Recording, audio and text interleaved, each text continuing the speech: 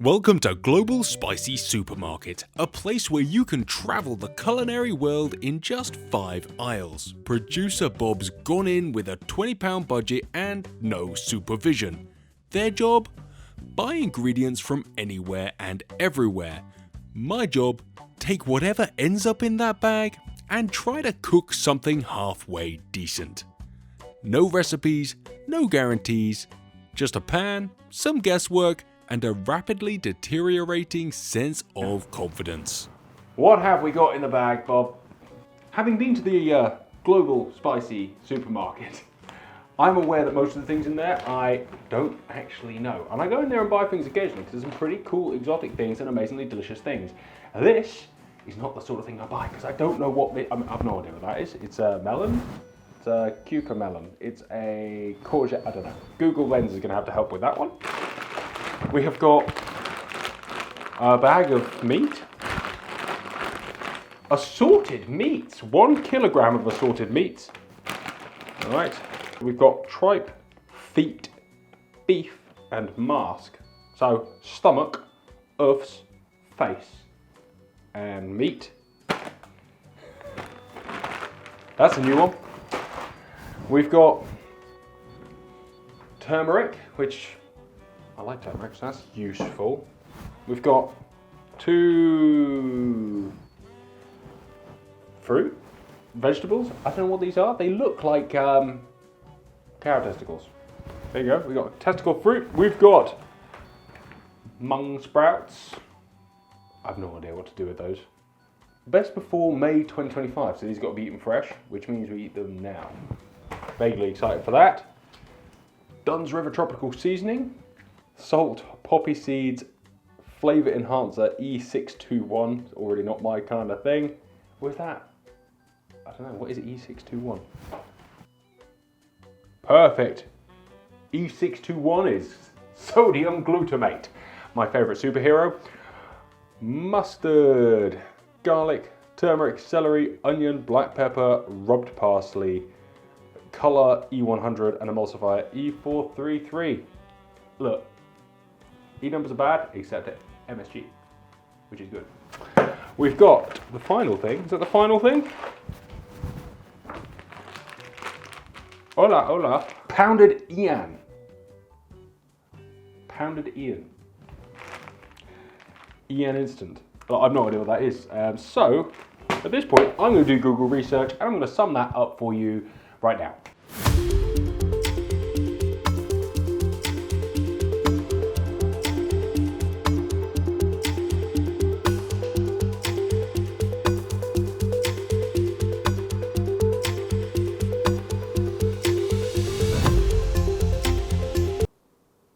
This is £9. It's like the GDP of Nigeria right there. You could have made it easier, Bob.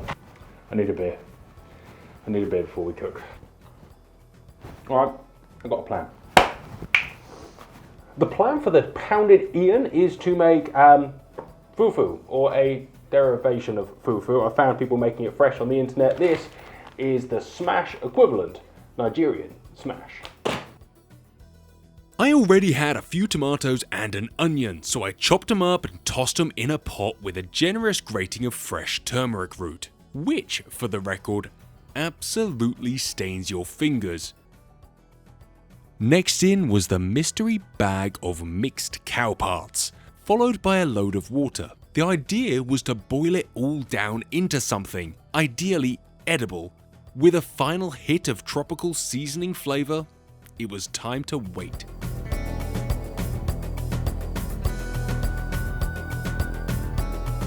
Two hours later. It's been a few hours. It now smells a lot more like it's got feet, face, and stomach in it. Look at that. That's a big piece of something. Oh, look at that. That furry stomach. And you can see why it was £5 for the bag, because it is an awful lot of very cool bone pieces. I think we still got like 2 hours left on this bad boy, so let's put it on the back of the oven on a solid 9 out of 10. It will please all of you that my phone has died and is now on charge, and I haven't actually looked at it for any of the other things other than what this stuff is. So from here on in, we're flying blind. All right, that's that. This is this. Let's do the fufu. Time for fufu. It's usually made from pounded yam, though this packet turned out to be a mix of yam flour and potato starch. Naturally, there were no instructions, so I winged it. A bit of powder, a bit of water, repeat, until eventually I ended up with something that looked like thick, cold porridge, which is essentially about right. Mate, this smells just like, you know that school dinner smell? Like that kind of weird uncooked potato-y thing? That's what it smells like. A decent pinch of salt was my final Hail Mary to make this taste like anything. I'm pounding the yam. Double pounded yam is how they'd sell this in a high-end restaurant.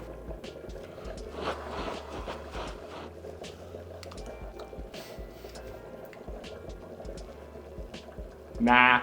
We can use cling film to wrap around and tie off and sort of create a bauble of flavourless crap.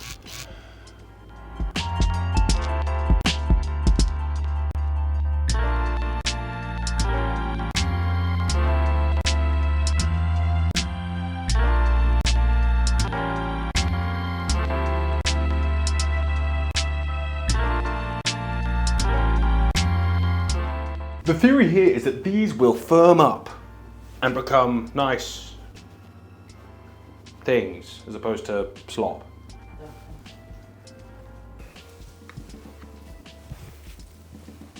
Hopefully that works. Of course.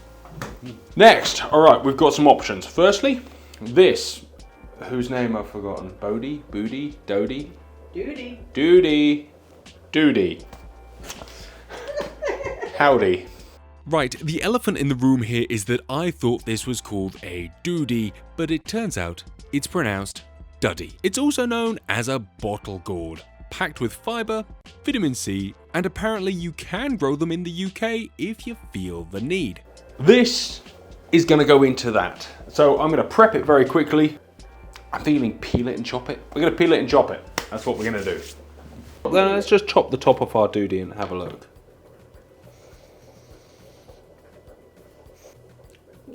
It's very juicy. It's a juicy doody. I'm not confident. I think you've screwed me over, Producer Bob, for our first ever cooking challenge. Next time, challenge me to eat something. Like 20 cheeseburgers in half an hour.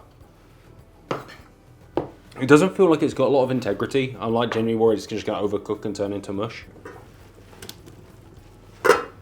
Next up was these two Ravaya Indian aubergines. Let's have a look inside these as well. Come on, come have a look. Ready? No, there's eggplant. Well, in which case we're going to grill these. I'm feeling that's a good way of cooking eggplant. At least we're going to have something edible.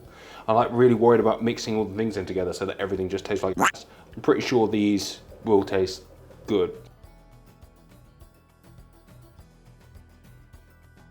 I sliced them, gave them a coat of olive oil, seasoned with salt and pepper, and sent them into the grill for 15 minutes. Thank you.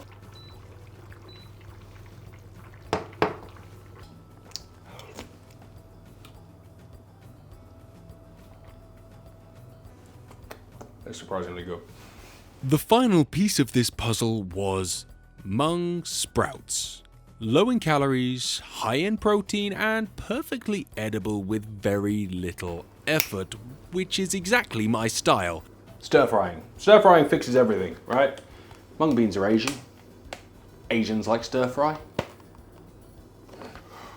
A knob of butter, some garlic, and more of that ever-present turmeric went into the pan until the garlic softened. Then I tossed in the sprouts and cooked them until they looked right.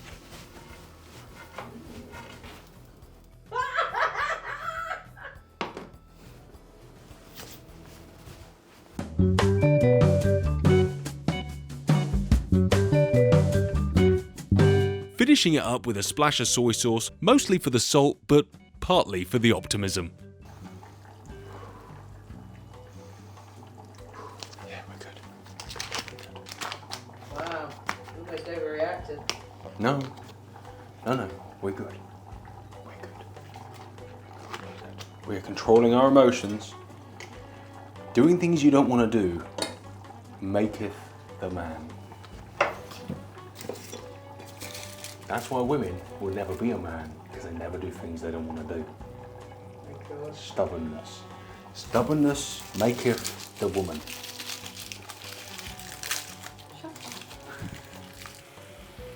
The Rayava is out of the oven.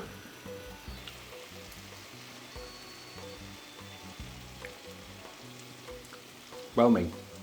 Don't like flavour. Tried salt once, too much flavour.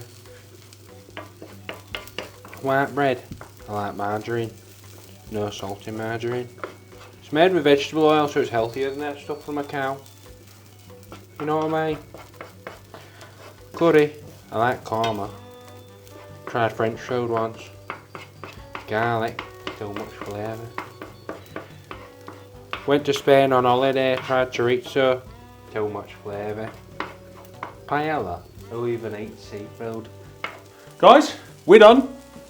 I want to plate this bad boy up, and then we'll see whether all of this stress and misery this afternoon has been worth it. I say stress and misery. Get excuse to have a beer and make mistakes.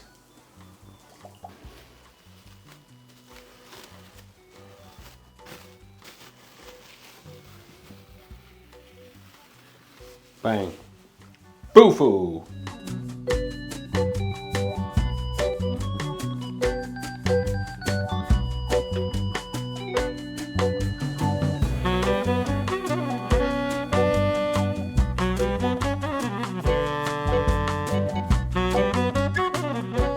That's foot. Do you want some foot? Bob, do you want some foot? You bought the foot, you must eat the foot. Thank you. There you go. Treat yourself. The whole animal is being used. This is good. This is rewilding cows. Whatever rewilding. What's the version of rewilding of the kitchen? I've cut a few animals apart and I could not tell you what part that is. It's like a cartilage thing, part of a foot maybe. A little bit attached to it's nice.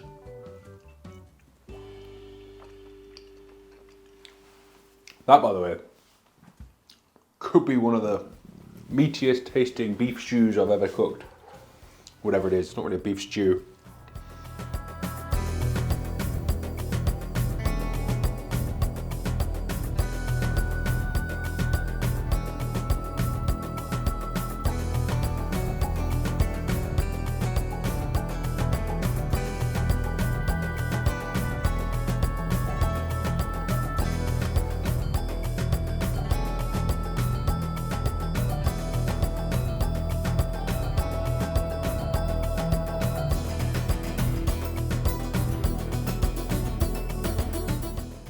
What I'm about to say, I'm fairly confident is why producer Bob decided that this is what she was going to choose. We have got a fufu, some ravaya, some doody, and some mung.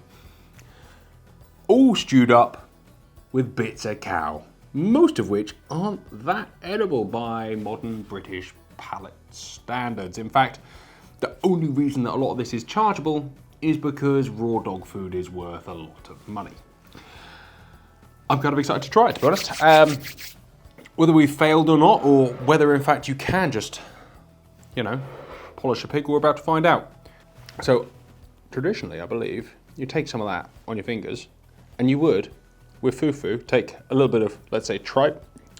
Let's say tripe, because it is tripe. A little bit of mung, and a little bit of doody.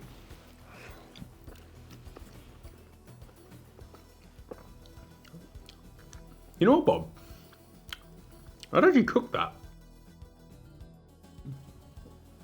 That is not bad. You've got this real meaty broth flavour from the fact that we've been stewing bits of cow in a bowl for 4 hours. And then you've got these big chunks of cow foot. These are just juicy chunks of collagen. This is not something for squeamish eaters. There's a lot of textures going on here, and there's a lot of things that if you think too hard about it, probably ain't too good for your brain. Nose to tail eating should come back. It takes a bit more effort. There's a lot of picking through, like this piece here. Oh, it wasn't a bone. The Ravaya, the Indian aubergine, Indian eggplant, is way better than a normal aubergine. It is a little more expensive and obviously harder to find. It probably has a load more food miles, but that's really good. And the doody. Imagine if a courgette tasted good.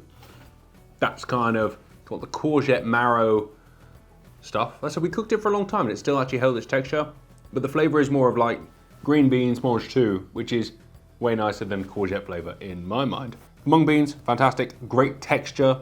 The garlic's a nice flavor and a nice difference to the fact that we've got this super plain fufu, super meaty broth, nice, oh, it's not anything fresh about them, but a nice vegetably crisp, and then the nice garlicky, turmericy, exciting mung bean sprouting thing. We don't have a name for this. It literally has no country of origin. All I know is I'm going to start using a spoon because my fingers are turning yellow. Guys, thanks for watching. No thanks to Bob for this challenge, and I hope you've enjoyed it. I have.